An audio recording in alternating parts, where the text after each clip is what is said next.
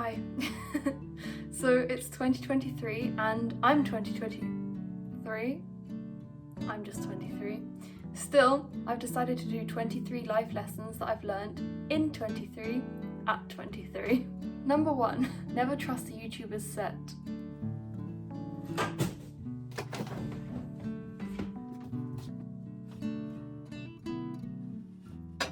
It's all lies. But seriously, do you think this place is spotless?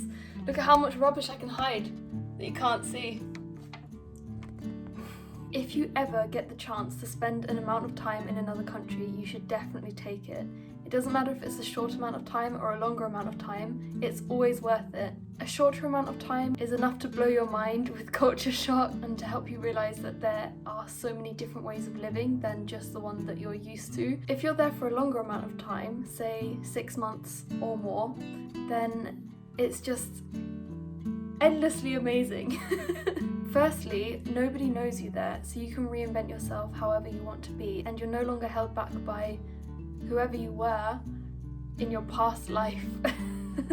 If that place that you've never been before is in another country, then you might learn a new language and a new culture, and that is really amazing. People always surprise you by just everything they do and how they think. You'll be opening up your mind to so many different new perspectives, and people can really surprise you with the amazing thoughts that they have that may never have occurred to you. So also, moving to a place on your own, especially if it's in another country, will force you to become so much more resilient. You'll be forced to problem solve, but you'll get through everything and you'll be prouder and stronger because of it. Colourful hair does not last longer than 2 weeks, so unless you want to spend your time dyeing your hair on a regular basis, don't bother. It's not worth it. Don't ever insult something that makes somebody else happy just because you don't like it.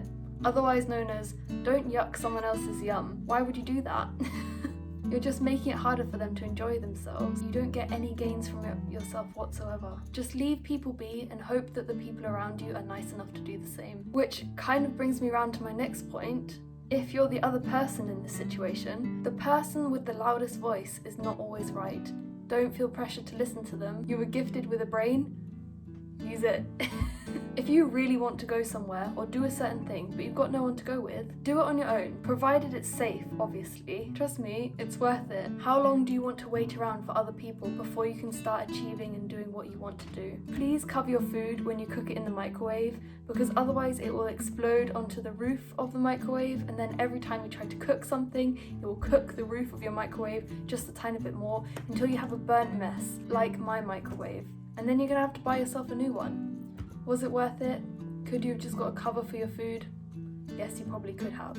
If you are bilingual and you feel like you're losing command of your vocabulary in both languages that you speak, read. It really works. That vocabulary is not gone, it's just hidden somewhere in the depths of your brain, and reading really brings it out. At least it's been really helpful for me. I work at a bakery and I have been made to learn this lesson multiple times, more times than I care to admit. If you're opening a hot oven, please do not stick your face in immediately to get out whatever you were baking. You won't have any eyebrows left. Wait for the first wave of heat, then take your baked goods out. Then your eyebrow hairs can live in peace. Being cool, if anyone still believes that that's a thing, is not a certain way of dressing or acting. It's literally just confidence. Just keep doing whatever you like doing it with confidence, and don't let anyone deter you. That's what cool really is. But endlessly trying to copy what someone does or wears is really not cool. And at the end of the day, no one really cares what you're wearing or what you look like, because they're all too busy worrying about what they look like. So take advantage of that if you can. If you find a toilet in your dream, do not use it. If you know, you know. It is unrealistic to expect yourself to know how to style your hair immediately after cutting it into a completely new style. How would you know how to style it unless you've done previous research? Unrealistic assumptions. Now, this one might be quite self-explanatory, but when I was younger, I liked to do some arts and crafts, and I got my first craft knife, and I looked at it and I thought, this doesn't look very sharp. I'm gonna test how sharp it is, and I cut my hand thinking that nothing would happen. But alas, I ended up with a massive cut on my hand. How can you be that stupid? I don't know, but I managed it somehow. Don't do that. If there is a big decision in your life that you know you're gonna have to make sooner or later, make it now. You'll save yourself so much time, and afterwards you'll be glad you made it because it was inevitable anyway. One massively underrated combo is curry and cheese. Fight me. Don't knock it until you've tried it, it's amazing. If you're on holiday or travelling around in general, send yourself a postcard. Regardless of whether you normally send other people postcards or not, postcards are such amazing keepsakes which are either easy to display on a wall, it doesn't take up too much space, or really easy to store because it doesn't take too much space. If you're travelling with someone else, then get them to write it. Then you get to see the holiday from their perspective. It's a super nice keepsake. It's nice to have a physical picture of where you've been. And I haven't even mentioned how unique stamps are. Stamps look different depending on where you bought them and when you bought them. So it's a really nice kind of time capsule kind of a thing. If you often have a hard time concentrating in the morning and your mind kind of feels foggy, try not going on your phone as soon as you wake up. Maybe leave your phone at the other side of the room and don't go on it for the first hour of being awake. That one has helped me out so much. If you're procrastinating doing something like schoolwork or paperwork or tidying or literally anything else, just do it for 30 minutes. Doing something for 30 minutes is way less intimidating than attempting to do the whole task. And if after 30 minutes you're not finished, that's okay. You can try it again another day. At least you tried.